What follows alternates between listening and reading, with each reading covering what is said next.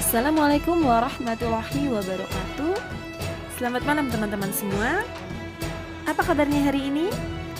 Sudah siap untuk menyimak pelajaran bahasa Indonesia kali ini? Pastikan kalian sudah menyiapkan buku dan alat tulisnya. Dan jangan lupa berdoa dulu ya sebelum kita memulai belajar. Pada malam hari ini Ibu akan menjelaskan materi pada modul 14 mata pelajaran bahasa Indonesia mengenai cerita pendek atau cerpen. Cerpen ini merupakan materi kelas 9 untuk pendidikan kesetaraan paket B. Sebelum Ibu menjelaskan materi ini lebih lanjut, Ibu ingin bertanya kepada kalian, pernahkah kalian membaca teks cerita pada sebuah majalah atau buku yang biasanya panjangnya hanya 1-3 halaman majalah dan langsung tamat dan tidak bersambung? Nah, jika kalian pernah membacanya, maka teks cerita yang kalian baca itu merupakan cerita pendek atau cerpen. Apa itu cerita pendek? Cerita pendek atau cerpen adalah cerita yang melukiskan suatu kejadian yang terjadi dalam kehidupan manusia secara ringkas dan jelas. Yang dimaksud pendek di sini adalah cerita yang dapat dibaca sekali duduk dalam waktu kurang dari 1 jam. Sifat cerita ini adalah rekaan atau fiksi. Unsur pembangun cerpen ada 2, yaitu unsur intrinsik cerpen dan unsur ekstrinsik cerpen. Unsur intrinsik cerpen adalah unsur pembangun cerpen yang berasal dari dalam karya itu sendiri. Sedangkan unsur ekstrinsik cerpen adalah unsur pembangun cerpen yang berasal dari luar karya itu sendiri. Unsur intrinsik cerpen ada 3 bagian. Yang pertama adalah tema. Tema merupakan inti atau pokok yang menjadi dasar pengembangan cerita. Yang kedua adalah alur atau plot. Alur atau plot merupakan pola pengembangan cerita yang terbentuk oleh hubungan sebab akibat. Bagian-bagian alur terdiri dari pengenalan, kedua timbul konflik, ketiga konflik memuncak, keempat klimaks, dan terakhir adalah pemecahan masalah. Yang ketiga adalah latar atau setting. Latar atau setting adalah unsur yang menunjukkan di mana dan kapan peristiwa dalam kisah itu berlangsung. Latar atau setting dibagi menjadi 3 kategori, yaitu latar lokasi atau tempat, yang kedua adalah latar waktu, dan yang terakhir adalah latar suasana. Unsur intrinsik yang keempat adalah tokoh dan penokohan. Tokoh merupakan pelaku yang menjalin peristiwa dalam cerita. Sedangkan penokohan merupakan cara pengarang dalam menggambarkan dan mengembangkan karakter tokoh-tokoh dalam cerita. Unsur intrinsik yang kelima adalah sudut pandang. Sudut pandang adalah cara pandang pengarang dalam memandang suatu peristiwa di dalam cerita. Sudut pandang sendiri ada 4, yaitu sudut pandang orang pertama, pelaku utama. Dalam sudut pandang ini, tokoh aku mengisahkan tentang berbagai peristiwa yang terjadi serta tingkah laku yang dialaminya. Yang kedua adalah sudut pandang orang pertama, pelaku sampingan. Dalam sudut pandang ini, tokoh aku muncul tidak sebagai tokoh utama lagi, melainkan sebagai pelaku tambahan. Yang ketiga adalah sudut pandang orang ketiga serba tahu.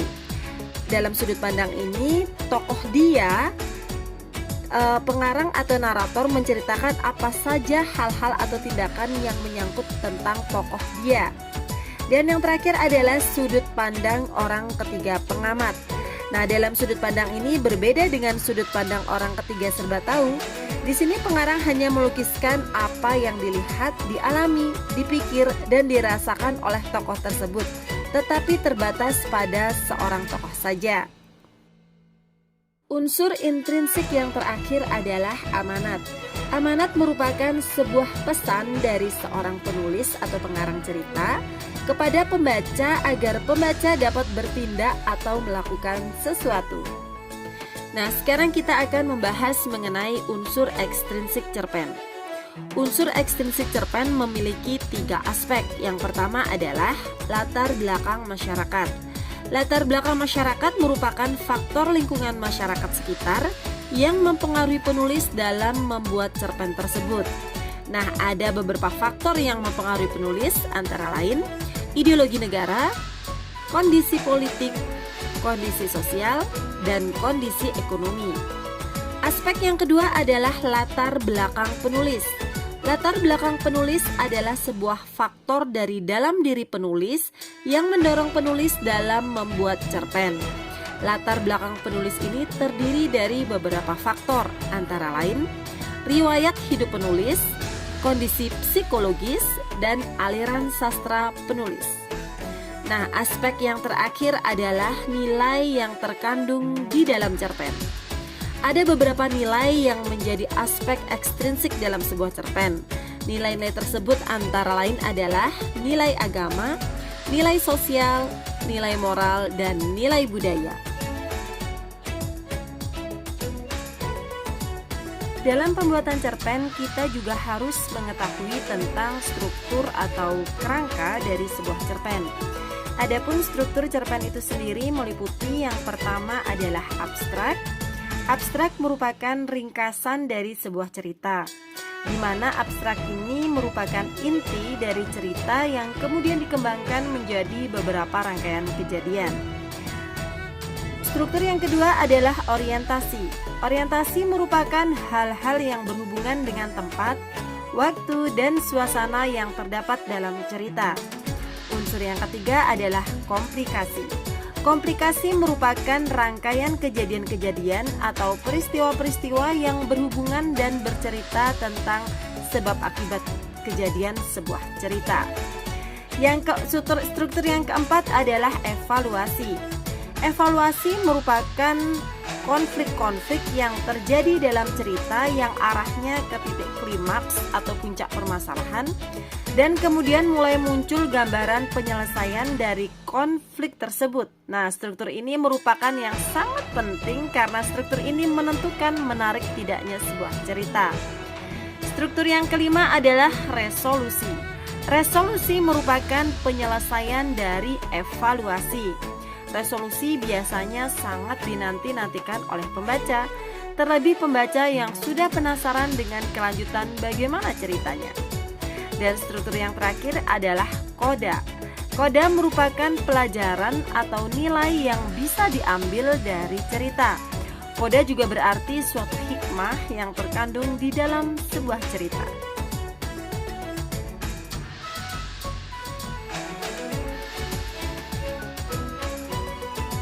Aspek kebahasaan teks cerpen adalah aspek-aspek yang membangun teks tersebut. Ada beberapa aspek kebahasaan teks cerpen, antara lain yang pertama adalah ragam bahasa sehari-hari atau bahasa tidak resmi. Teman-teman, cerpen merupakan cerita fiksi, bukan karangan ilmiah atau non-fiksi ya. Jadi harus menggunakan bahasa resmi, tidak, tapi cerpen mengisahkan kehidupan sehari-hari. Sehingga kalimat ujaran langsung yang digunakan sehari-hari pun bisa digunakan agar cerpen terasa lebih nyata. Yang kedua adalah kosakata.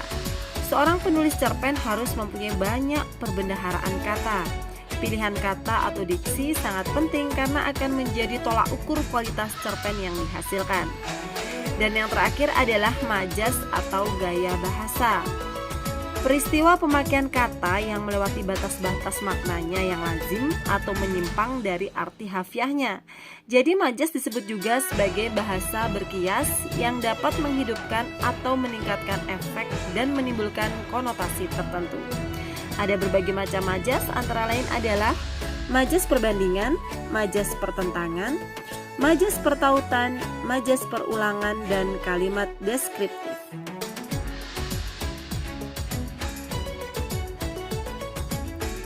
Sekarang kita lanjutkan kepada aspek kebahasaan yang perlu disunting. Nah, teman-teman, dalam membuat sebuah cerpen maka perlu dilakukan menyunting atau mengedit dari naskah cerpen tersebut. Menyunting atau mengedit adalah proses memperbaiki sebuah teks dengan memperhatikan aspek isi dan kebahasaannya. Jadi teman-teman, setelah kalian membuat cerpen sudah selesai, nah perlu kita sunting atau kita edit. Nah, Aspek kebahasaan yang perlu disunting pada teks tersebut antara lain adalah: yang pertama adalah keefektifan kalimat. Contohnya, kami saling berpandang-pandangan. Nah, itu kalimatnya tidak efektif ya teman-teman. Maka kalimat yang efektif adalah kami saling berpandangan. Nah, begitu ya contohnya. Untuk yang kedua adalah kepaduan antar kalimat atau koherensi. Pada paragraf tersebut, kalimat ketiganya tidak berhubungan dengan kalimat lainnya atau tidak koheren, maka kalimat tersebut harus dihilangkan. Jadi, apabila ada kalimat yang tidak berhubungan, maka kalimat tersebut harus dihilangkan. Untuk aspek yang ketiga adalah ketetapan pilihan kata atau diksi. Contohnya, kami melangsungkan perkawinan. Nah, pilihan katanya itu salah. Yang benar bagaimana? Kami melangsungkan pernikahan. Oke. Yang keempat adalah ketetapan ejaan. Contohnya adalah kami diberi 3 orang anak, yaitu Alice, Janet, dan Zaskia. Nah, kesalahan di sini adalah kesalahan tanda baca. Bagaimana yang benar adalah kami diberi 3 orang anak, yaitu Alice, Janet, dan Zaskia. Nah, kita akan menuju pada pembahasan yang terakhir adalah bagaimanakah langkah-langkah dalam menulis cerpen. Nah, teman-teman, berikut ini adalah langkah-langkah yang bisa kalian ambil dalam menulis cerpen. Yang pertama adalah kita harus melakukan observasi atau pengamatan terlebih dahulu. Nah, cara observasi dapat dilakukan dengan pengamatan secara langsung atau dapat dilakukan juga dengan cara mengingat atau mendengarkan kejadian yang dilakukan oleh orang lain. Kemudian setelah kita mengadakan observasi atau pengamatan, kita bisa memilih topik atau tema cerpen yang akan kita buat. Nah, tema dalam cerpen sangat banyak ya teman-teman, tidak usah bingung. Tema bisa berupa percintaan, misteri, pendidikan, persahabatan, sosial, dan lain sebagainya. Setelah kita menentukan tema, maka kita harus menentukan jenis cerpennya. Jenis cerpen itu seperti cerpen horor, cerpen drama, religi, romantis, tragis, misteri, drama komedi, komedi romantis, biografi, dan lain sebagainya. Kemudian langkah yang keempat adalah menentukan tokoh-tokohnya. Persiapkan tokoh-tokoh yang akan dibuat dalam cerpen dengan matang. Tokoh ini bisa meliputi tokoh utama atau tokoh sampingan. Nama-nama tokoh juga harus sesuai ya dengan cerpen. Langkah yang kelima adalah menganalisis watak tokoh. Nah, watak tokoh ini bisa juga disebut dengan penokohan, dapat dibuat sesuai dengan cerita yang akan dibuat. Penokohan ini dapat digambarkan dari paparan langsung maupun tidak langsung. Paparan langsung misalnya dialog antar tokoh, kemudian pikiran tokoh, dan penggambaran fisik tokoh. Nah, kalian juga dapat membuat sebuah watak jika kalian memang sudah benar-benar memahami cerpen apa yang akan kalian buat. Langkah yang keenam adalah menulis garis besar cerita. Garis besar cerita meliputi apa-apa saja yang akan terjadi, konflik yang akan terjadi, serta penyelesaiannya. Buatlah garis besar cerita dengan singkat, padat, dan jelas, serta harus memperhatikan berbagai kejadian yang akan muncul. Langkah yang ketujuh adalah menentukan alur. Nah, kalian bisa menentukan alur cerita secara tepat dan baik sehingga memberi kesan mendalam bagi pembaca. Perlu kalian ketahui ada 3 alur dalam membuat cerpen. Yang pertama adalah alur maju, kemudian alur mundur, dan alur campuran. Ketiganya memiliki tahapan-tahapan sebagai berikut yang sudah Ibu jelaskan sebelumnya, yaitu pengenalan, kemunculan konflik, klimaks atau puncak konflik, anti klimaks atau konflik menurun, dan penyelesaian. Langkah yang ke-8 adalah menentukan latar. Nah, cara berikutnya adalah menentukan latar. Latar yang harus kalian buat harus sesuai dengan tema yang sudah kalian tentukan. Kalian juga harus ingat bahwa latar terdiri atas latar tempat, latar waktu, dan latar suasana. Langkah yang ke-9 adalah memilih gaya penceritaan atau sudut pandang. Nah, untuk menulis cerpen perlu adanya sudut pandang yang jelas. Untuk penggunaan sudut pandang itu sendiri terbagi menjadi 4 seperti yang sudah Ibu jelaskan sebelumnya, yaitu orang pertama sebagai pelaku utama, sudut pandang orang pertama sebagai pelaku sampingan, sudut pandang orang ketiga serba tahu, dan sudut pandang orang ketiga sebagai pengamat. Kemudian langkah selanjutnya adalah memilih diksi yang sesuai. Dengan adanya diksi atau pemilihan, maka sebuah cerpen akan jauh lebih menarik dan tidak terkesan biasa saja. Pemilihan kata yang sesuai juga dapat dijadikan tombak untuk memperoleh cerpen yang berkualitas. Maka kalian pilihlah diksi dengan memperhatikan padu tidaknya antar kata atau kalimat. Jangan asal memilih diksi, karena diksi juga ikut berperan dalam suksesnya sebuah cerpen. Langkah yang ke-11 adalah membuat kerangka karangan sesuai dengan alur. Setelah tahapan sebelumnya selesai, maka langkah selanjutnya adalah membuat kerangka. Kerangka dibuat sesuai dengan alur yang ditentukan dan mencakup langkah yang sebelumnya sudah dibuat. Langkah yang ke-12 adalah memperhatikan aspek intrinsik dan aspek ekstrinsik. Yang ke-13 adalah mulai menyusun cerpen dengan memperhatikan padu tidaknya antar kalimat. Cerita yang ditulis sesuai dengan kerangka yang telah dibuat sebelumnya ya teman-teman, dan berikan diksi yang benar-benar tepat dengan memperhatikan padu atau tidaknya kalimat. Sebab apabila antar kalimat tidak padu, maka akan terkesan janggal.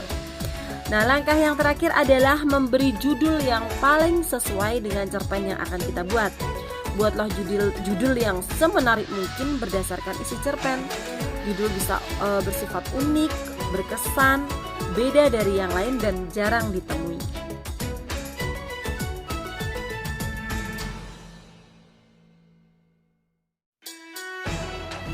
Alhamdulillah, selesai sudah modul 14 mata pelajaran Bahasa Indonesia mengenai cerita pendek atau cerpen.